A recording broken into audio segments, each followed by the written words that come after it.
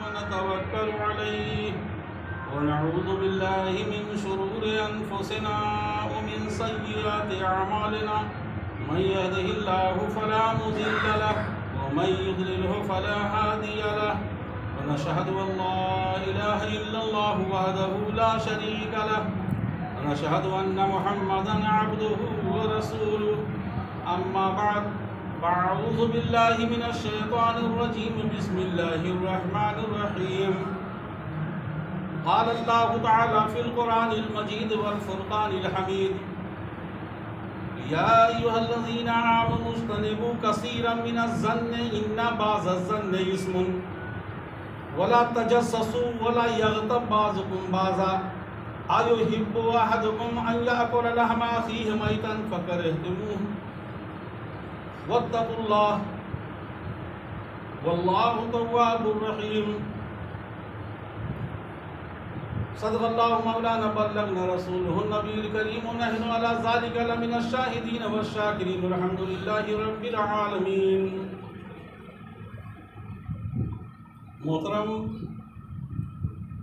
اللہ رب العالمین کا بہت بڑا فضل و احسان ہے. اس نے امام الانبیاء محبوب کبریہ حضرت محمد رسول اللہ صلی اللہ علیہ وسلم کی امت میں پیدا فرمایا، مزید کرم فرمائی کہ ہمیں اس نبی صلی اللہ علیہ وسلم کی اتباع کرنے کی توفیق عطا فرمائی. درود و سلام ہو اللہ کے آخری نبی حضرت محمد رسول اللہ صلی اللہ تعالی علیہ وسلم پر. اللہم صلی علی محمد وعلی آل محمد كما صليت على إبراهيم وعلى آل إبراهيم إنك حميد مجيد. اللهم بارك على محمد وعلى آل محمد كما باركت على إبراهيم وعلى آل إبراهيم إنك حميد مجيد. اللہ رب العالمین نے قرآن کریم کے 26ویں پارے سورہ حجرات آیت نمبر 12 میں انسانوں کی ایک بہت ہی مخصوص رہنمائی فرمائی اور پورے قرآن رشد و ہدایت ہے. ہر موقع پر اس کی گائیڈ فرمائی ہے. پورے قرآن ہدی للمتقین. ارشاد فرمایا یا ایھا الذین آمنوا اجتنبوا کثیرا من الظن ان بعض الظن اثم. ایمان والوں کو مخاطب کیا کہ اے ایمان والو پرہیز کرو. کثیر من الظن، زیادہ گمان کرنے سے. ان بعض الظن اثم، بعض گمان گناہ ہے. ولا تجسسوا ولا یغتب بعضکم بعضا، کسی کے ٹوہ میں نہ رہو، کسی کی جاسوسی نہ کرو. ولا یغتب بعضکم بعضا، اور تم میں سے کوئی کسی کی غیبت نہ کرے. ایحب احدکم، کیا تم میں سے کوئی یہ پسند کرے گا ان یاکل لحم اخیہ میتا، کہ اپنے مرے ہوئے بھائی کا گوشت کھائے. فکرہتموہ، تو تم پسند نہیں کرو گے. واتقوا اللہ، اور اللہ سے ڈرو. ان اللہ تواب الرحیم، بے شک اللہ توبہ قبول فرمانے والا، رحم کرنے والا ہے. واتقوا اللہ کہہ کر کے بتا دیا کہ اللہ سے ڈرو. زیادہ گمان کرنے سے، جاسوسی کرنے سے، غیبت کرنے سے، ان ساری باتوں سے اللہ سے ڈرو. پروردگار عالم نے انسانوں کو گائیڈ کیا کہ ان چیزوں سے بچو. یہ چیز تمہارے اعمال و ایمان کو برباد کرنے والے ہیں، تمہاری ساری نیکیاں کو ختم کرنے والی چیزیں ہیں، اس لیے ان چیزوں سے خاص طور سے بچتے رہو. یہ چیزیں تمہارے تباہی کا سبب ہے، تمہارے بربادی کا سبب ہے. ذرا غور و فکر کریے کہ ابھی رمضان المبارک کا مقدس مہینہ ہم آپ کے بیچ سے گزرا، جو مروت کا مہینہ، صبر کا مہینہ، پاکیزگی کا مہینہ، جس میں واعظ و نصیحت سنا گیا، کثرت سے عبادت کی گئی، قرآن کریم کی تلاوت سنی گئی. ایسے وقتوں میں اگر دل کے اندر زنگ ہے تو زنگ حضور فرماتے ہیں قال کثرت الموت و تلاوت القرآن، موت کو یاد کرنے سے اور قرآن کو کثرت سے سننے سے وہ زنگ مٹ جاتا ہے، ختم ہو جاتا ہے. ہمارے دل اتنے سخت ہو گئے کہ ہم نے قرآن پاک سنا، ذکر کیا، تلاوت کیا، اس کے باوجود یہ چیزیں ہمارے اندر سے کیوں نہیں گئی؟ ہمارے اندر وہی چیزیں جو رمضان سے پہلے موجود تھی وہ چیزیں آج بھی موجود ہیں، اس کا کچھ اثر ہمارے دلوں کے اوپر نہیں آیا؟ کیا ہمارے دل پتھر ہو گئے ہیں کیا؟ اگر ہمارے دل لوہے جیسے ہوتے، اس میں مورچہ لگتا تو آگ کے ذریعے سے ختم ہو سکتا ہے، صفا ہو سکتا ہے، مورچے چھوٹ سکتے ہیں، اور آگ پگھلانے والی چیز ہے لوہے کو۔ لیکن پتھر وہ چیز ہے کہ جو اتنا سخت ہے، وہ پگھلنے والی چیز نہیں ہے۔ اور قرآن کریم اور ذکر و شکر یہ دلوں پہ اثر کرتا ہے، دلوں کے زنگ کو مٹاتا ہے۔ چمک جو ہے لوہے کو پکڑتا ہے، پتھر کو نہیں پکڑتا۔ ہمارے دل پتھر ہو چکے ہیں کہ اللہ کے احکام کو ہم سنتے رہے اور اس کے باوجود ہماری رفتار و گفتار، ہمارے حالات میں کوئی فرق، کوئی تبدیلی نہیں آئی۔ ہمارے اندر نہ کوئی شفقت آئی، نہ کوئی مہربانی آئی ہے، نہ کوئی خوش اخلاقی آئی ہے، نہ نرمی پیدا ہوا۔ یہ ساری بد اخلاقیاں ہمارے اندر زندہ ہیں، اور یہی چیزیں ہیں جو ہمیں تباہی کے تہانے میں پہنچاتی ہیں۔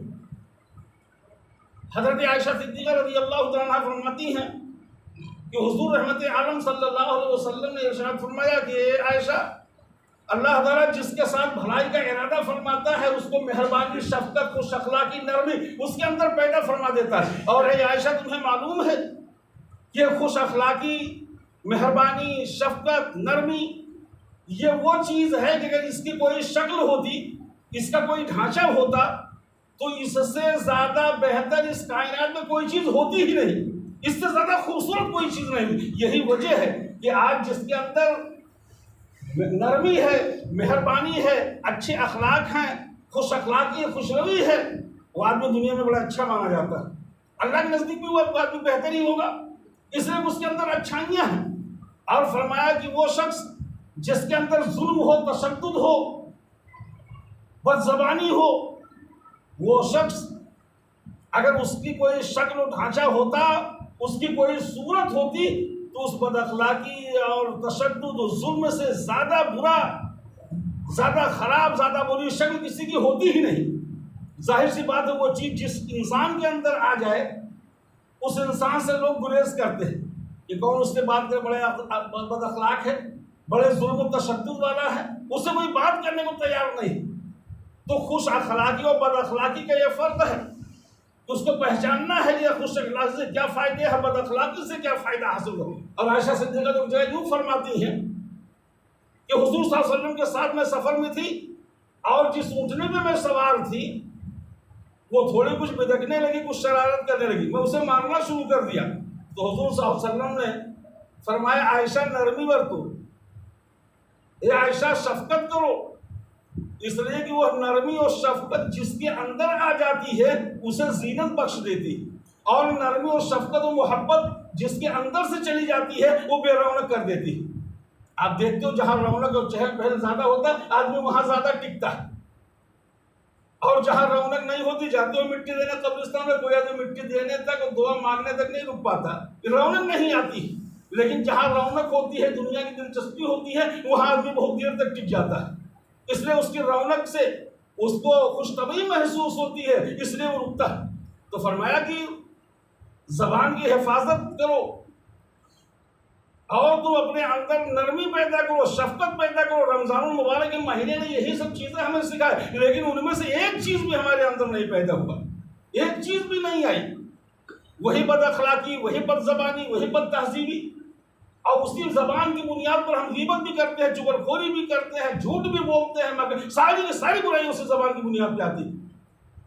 صحابی مدنی کریم صلی اللہ علیہ وسلم کا حضرت دردہ رضی اللہ تعالیٰ عنہ ایک عورت کو دیکھا زبان درازی کرتے ہوئے، بک بک جھک کرتے ہوئے، تو انہوں نے فرمایا کہ اس سے بہتر تو یہ تھا کہ یہ گونگی ہوتی تو اس کے لیے بہتر ہوتا، اگر یہ گونگی ہوتی تو اس کے حق میں زیادہ اچھا ہوتا، یہ بک بک جو کر رہی ہے اس کی وجہ سے، زیادہ بولنے سے، بولنے والے کو گونگا تک تعبیر کرتے ہیں، یعنی کہ گونگی ہو، زیادہ بولتی نہیں، زیادہ کسی برائی نہیں کرتی، تو زیادہ تو اس لیے کہ اگر علم تمہارے پاس ہے تو علم کے مطابق گفتگو کرو۔ علم زینت ہے اور خاموشی سلامتی ہے۔ خاموشی سلامتی ہے۔ بسا اوقات ایسا ہوتا بہت زیادہ جگ بھگ کرنے سے، بہت زیادہ بک بک کرنے سے آدمی کو پشیمانی اور رسوائی بھی اٹھانی پڑتی ہے، کسی نہ کسی بات پر اسے ذلت بھی سہنا پڑتا ہے، لیکن جو خاموش رہتا ہے اسے ندامت نہیں اٹھانی پڑتی، اسے شرمندگی نہیں اٹھانی پڑتی، زیادہ بولنے میں ان سب چیزوں پہ دقت ہوتی ہے، اٹھانی پڑتی ہے۔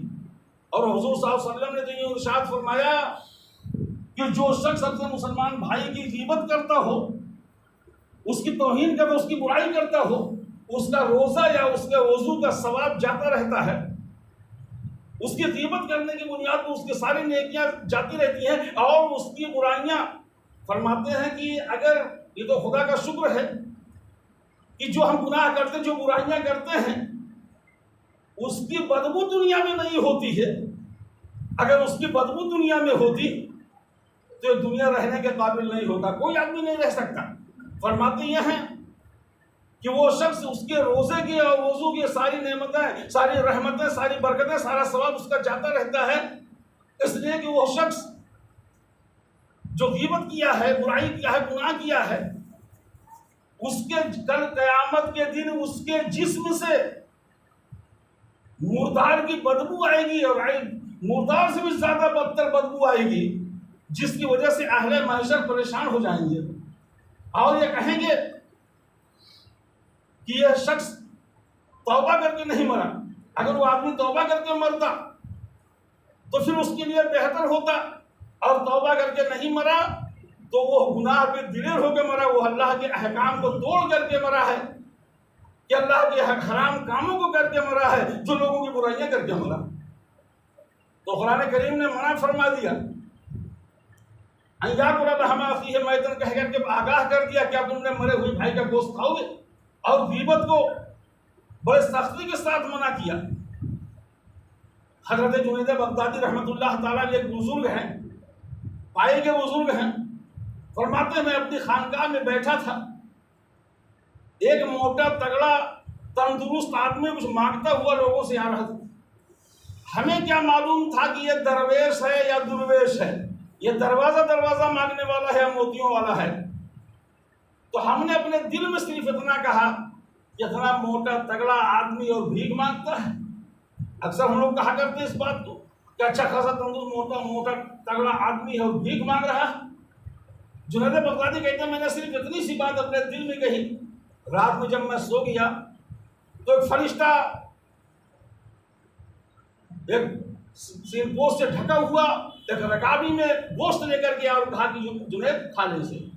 جنید بغدادی فرماتے ہیں کہ میں نے صرف گوشت کو ہٹایا تو میں نے دیکھا اس میں انگلی پنجہ اور ساری چیزیں انسان کی تھی۔ میں نے کہا یہ تو انسان کا مردار کا گوشت ہے، یہ کہاں سے لے گیا؟ تو کہنے لگا کہ کھاتے کیوں نہیں؟ کہا کہ مجھے بہت کراہیت ہوتی، یہ گوشت کھانے انسان کا گوشت ہے۔ فرمایا کہ دن میں تو تم نے کھا لیا تب نہیں تمہیں برا لگا، اور اگر رات میں تمہیں دے رہا ہوں تو برا لگ رہا ہے۔ جنید بغدادی فرماتے میں چونک کے اٹھ پڑا اور میں لوگوں سے پوچھنے لگا کہ وہ درویش جو اسی سہولیت سے آیا تھا وہ کس طرف گیا، کہاں گیا؟ تو لوگوں نے بتایا کہ اس راستے سے گیا، ادھر گیا، ادھر گیا۔ بہرحال جنید بغدادی فرماتے ہیں کہ میں بالکل بے چین تھا اس کی تلاش میں، یہاں تک کہ میں اسے تلاش کر کے ایک کٹیا میں پا ہی گیا۔ فرماتے ہیں جب میں اس کے قریب ابھی پہنچا تھا، ابھی ملاقات ہوئی نہیں، اس سے میں دور ہی میں تھا، اس کی جانب چل رہا تھا، تب تک وہ اپنے کٹیے سے نکلا اور کہا وہ یقبل التوبۃ عن عبادہ، اے جنید اللہ اپنے بندوں کی توبہ اسے ہی قبول فرماتا ہے جس طرح سے تم نے توبہ کی، اپنے خطرے دل کی معافی اللہ کی بارگاہ میں معافی مانگی اور تم اس طرح سے آئے۔ تو جب غیبت ہو جائے، غیبت وہ جرم ہے، حضرت حذیفہ رضی اللہ عنہ فرماتے ہیں کہ غیبت کرنے والے کو اللہ رب العالمین معاف نہیں کرتا، غیبت والا جہنم میں جائے گا، بخیل جہنم میں جائے گا، اس طرح سے ذکر فرمایا۔ اور حضور صلی اللہ علیہ وسلم نے، جس کے راوی حضرت ابو ہریرہ ہیں، فرماتے ہیں کہ حضور صلی اللہ علیہ وسلم نے فرمایا کہ اے صحابہ تمہیں معلوم ہے غیبت کیا چیز ہے؟ صحابہ کرام نے عرض کیا اللہ اس کے رسول کو بہتر علم ہے۔ اللہ کے نبی صلی اللہ علیہ وسلم نے فرمایا کہ غیبت وہ ہے کہ تم اپنے بھائی کے بارے میں وہ بات کہو اس کے پیٹھ پیچھے جو اس کو بری لگے، اگر اس کے سامنے اس بات کو کہو تو وہ برا مانے، اس کو تکلیف ہو، یہ چیز غیبت ہے۔ صحابہ کرام نے عرض کی اللہ کے نبی اگر میرے بھائی وہ بات موجود ہو تو؟ فرمایا تبھی تو غیبت ہے۔ جس چیز کو تم کہہ رہے ہو وہ چیز اس کے اندر موجود ہو تو وہ غیبت ہے، اور اگر وہ چیز اس کے اندر نہیں تب تو بہتان ہے، الزام تم اس کے اوپر لگاتے ہو کہ وہ چیز اس کے اندر نہیں تو تم نے زبردستی لگایا۔ اور حضرت ابو سعید اور حضرت جابر رضی اللہ تعالیٰ عنہ روایت کرتے ہیں کہ حضور رحمت عالم صلی اللہ علیہ وسلم نے ارشاد فرمایا کہ میرے صحابہ، الغیبت اشد من الزنا، غیبت زنا سے بھی زیادہ بڑھ کے جرم ہے۔ صحابہ نے عرض کیا اللہ کے نبی غیبت زنا سے بڑھ کر کے کیوں ہے؟ تو میرے آقا نے فرمایا کہ جب آدمی زنا کرتا ہے تو اللہ رب العالمین اسے معاف کر دے گا، جب وہ توبہ کرے تو اللہ اسے معاف کر دیتا ہے، لیکن غیبت کو معاف نہیں فرماتا، اس لیے کہ جس کی تمہیں توہین تم نے کی ہے، جس کی غیبت کی ہے، جس کو تکلیف پہنچائی ہے، تم اس سے معافی مانگو۔ تم نے اس کو تکلیف پہنچائی ہے، اگر وہ بات اس کے سامنے آتی ہے تو اسے تکلیف ہوتی ہے، اس کا دل کچوٹتا ہے، جیسے اپنے مرے ہوئے بھائی کے گوشت میں کسی کا گوشت نوچا جائے اسے تکلیف ہو، ایسے اس جملے سے، اس بات سے اسے تکلیف ہوتی ہے۔ اس لیے جب تک اس سے تم معافی نہیں مانگو گے تب تک وہ معاف نہیں ہو سکتا۔ تو غیبت بہت بڑا جرم ہے۔ فرماتے یہ ہیں کہ غیبت اور چغلی میں فرق کیا ہے؟ اس کو بہت بسیط طور سے گزشتہ جمعہ میں سر نے بیان کر رکھا تھا، اور اس بات کو میں اس لیے دہرائے دیتا ہوں تاکہ ہم آپ کو متواتر اس بات کو سن کر کے اس احساس پیدا ہو کہ ہم نے کیا کیا، تو ہمیں کیا کرنا چاہیے، اللہ رسول کا حکم کیا ہے۔ ہر آدمی اپنے انداز سے اس بات کو آپ منظر عام پہ رکھتا ہے، نہ جانے کون سی بات کس کے دل میں اتر جائے۔ فرماتے ہیں کہ غیبت اور چغلی کے اندر فرق ہے۔ غیبت میں اس شخص کی برائی ہوتی ہے، جیسے آپ نے کہہ دیا وہ آدمی لنگڑا ہے، لولا ہے، ایسا ویسا، اس کی حکایت بیان کر دی تو اس کی غیبت ہے، جو غیبت کا تعلق اسی شخص سے ہوتا ہے۔ لیکن چغلی میں تو اس کی برائی دوسرے سے بیان کی کہ اس نے تمہیں کہا ہے کہ اس کی جائیداد لے لیں گے، اس کو قتل کر دیں گے، مار ڈالیں گے، وہ تو غیبت میں برائی ہوتی ہے۔ آسان لفظوں میں سمجھو کہ غیبت میں برائی ہوتی ہے، چغلی میں لڑائی ہوتی ہے۔ چغلی جب ہوتی ہے تو اس میں دوستوں میں الگ ہو جانا پڑتا ہے، اس سے دوری اختیار کرنی پڑتی ہے۔ تو غیبت اور چغلی یہ دونوں حرام ہیں، دونوں ایسے فعل ہیں جو انسان کو تباہ کرنے والے ہیں، انسان کو پریشان کرنے والے ہیں۔ اور معمولی سی بات یہ سمجھیں کہ غیبت وہ برائی ہے جو آدمی کو ذلیل کر دیتی ہے، حقیر کر دیتی ہے، لوگوں کی نظروں سے گر جاتا ہے۔ حضرت مالک بن دینار رحمۃ اللہ تعالیٰ ایک بہت پائے کے بزرگ ہیں، یہ کہیں جا رہے تھے، ان کے مرید بھی ان کے ساتھ تھے۔ ایک مقام پہ پہنچے، سامنے کتا بیٹھ گیا، یہ کچھ ٹھہرے، کتا بیٹھ گیا سامنے، تو ان کے چاہنے والوں نے کتے کو بھگانا چاہا، تو مالک بن دینار نے کہا اس کو رہنے دو، وہ ان لوگوں سے بہتر ہے جو لوگوں کی برائیاں کرتے ہیں، غیبت کرتے ہیں، اس سے وہ کتا بہتر ہے۔ ذرا اندازہ کرو اللہ والے نے کیسے تعبیر کر دیا کہ کتے سے انسان بدتر ہے جو برائیاں کرنے والا، غیبت کرنے والا ہے۔ اور حضرت بہلول دانا کی بارگاہ میں آؤ گے تو بات اور واضح ہو جائے گی۔ حضرت بہلول دانا رحمۃ اللہ تعالیٰ علیہ سے کسی نے پوچھا، اور اکثر وہ قبرستان ہی میں رہا کرتے تھے، قبرستانوں میں جا کے بیٹھتے تھے، تو کسی نے پوچھ لیا حضرت آپ آبادی میں نہیں آتے ہیں، آپ قبرستانوں میں بیٹھے رہتے ہیں؟ فرمایا ہاں، میں ان جن لوگوں کے پاس رہتا ہوں، جن کے ساتھ رہتا ہوں، وہ لوگ بہت اچھے ہیں، وہ مجھ پر الزام نہیں لگاتے، خیانت نہیں کرتے، حسد نہیں کرتے، کینہ بغض نہیں رکھتے، اس لیے میں وہاں ان کے پاس بیٹھتا ہوں، اور جب ان کے پاس سے اٹھ کے میں چلا جاتا ہوں تو پیٹھ پیچھے میری برائی بھی نہیں کرتے، میری غیبت بھی نہیں کرتے، اس لیے وہ مردے زیادہ اچھا ہے ان زندوں سے جو برائیاں کرتے ہیں اور غیبت اور چغلخوری کرتے ہیں۔ یہ نہایت ہی ذلیل حرکت ہے، نہایت ہی معیوب حرکت ہے جو انسان کو تباہی کے دہانے پہ ڈالتی ہے۔ حضرت علی کہتے ہیں کہ انسان کے اندر انسانیت کو دیکھو، انسان کے اندر انسانیت ایک خزانہ ہے، انسان کے اندر انسانیت ایک خزانہ ہے، اس کو انسان میں تلاش کرو، اس کے کردار میں تلاش کرو، اس کے لباس میں نہ تلاش کرو۔ کہ بہت شریفانہ ہے یا بہت خطرناک لباس پہنے، وہ خزانہ اس کے کردار میں تلاش کرو۔ اور پرندہ اپنے پروں کی وجہ سے جال میں پھنستا ہے، انسان اپنے زبان کی وجہ سے بوال میں پھنستا ہے۔ پرندہ اپنے پر کی وجہ سے جال میں پھنستا ہے، انسان اپنے زبان کی وجہ سے بک بک جھک جھک جو کرتا ہے، تمام بکواسیں کیا کرتا ہے، تو اپنے زبان کی وجہ سے بوال میں پھنس جاتا ہے اور مشکلات و پریشانیوں میں پھنستا رہتا ہے۔ فرماتے ہیں آیت کریمہ کے تحت کہ اللہ کے نبی صلی اللہ علیہ وسلم جب کسی جنگ میں جاتے، صحابہ کرام ساتھ جاتے جنگ میں، تو دو لوگوں کے بیچ میں، دو مالداروں کے بیچ میں یا غریب صحابی کو کر دیتے کہ جو ان مالداروں کی خدمت کرے اور وہ مالدار اس کو خورد و نوش کا انتظام رکھے۔ فرماتے ہیں کہ ایک مرتبہ